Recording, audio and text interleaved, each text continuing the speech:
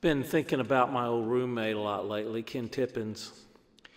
And back in college, we had a lot of adventures together. And I wrote a song about several of them. I've written songs about several. This is one.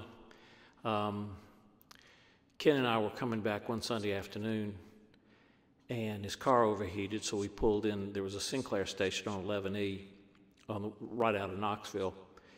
And we saw this man as we were sitting there drinking our Cokes, waiting for the car to cool off. We saw this man get out of this beautiful Eldorado convertible. There were not a lot of Eldorados in East Tennessee back then, and so it really stood out. And when we saw this guy get out, he could barely walk. He was shaking so bad.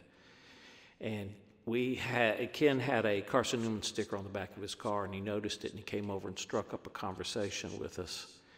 And it turned out that he had gone to Carson-Newman, but he had left during World War II to go work at Oak Ridge. And he became involved in working on what became the bomb. So this is that story. It's called The Boys from Oak Ridge, Tennessee.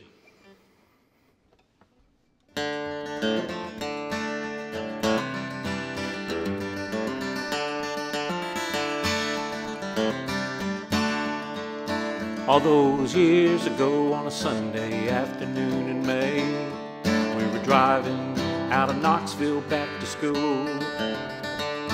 Though Ken was driving slow, the engine ran too hot that day, so we hit a Sinclair station just to let it cool.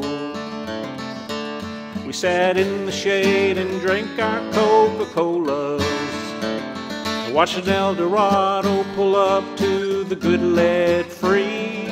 And then we saw the man with a tremble in his hand, still with grace and poise. He was one of the boys from Oak Ridge, Tennessee. Oak Ridge, Tennessee. Well, the man saw the school decal on the back of Kenny's car. He said many years ago he'd gone there too. He said then World War II broke out and Oak Ridge was not too far, so he worked on a project known to just a few. He said his project ended up in Hiroshima as the blast heard round the world throughout the century. It traveled back across the sea, and he caught this strange disease, but it could not still the voice of the boys from Oak Ridge, Tennessee.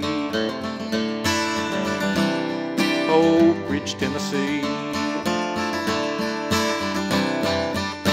He said, we were all caught up into the mystery, but now we're all sick, dead, or insane.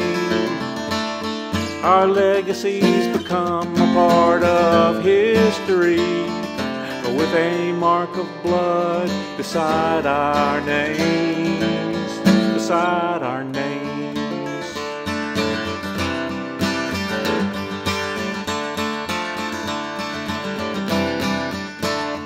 I moved on, but Ken would stay and work in eastern Tennessee.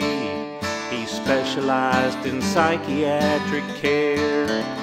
Now one of his patients slipped away, but they found him on one knee in a dark, dark basement just below the stairs. And with their flashlights drawn, they all stared in amazement at what he wrote with dirt upon the walls so carefully. Equations that went on and on, with a picture of the bomb dropped there with no noise by the boys from Oak Ridge, Tennessee.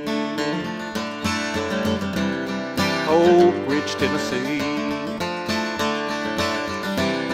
Oak Ridge, Tennessee.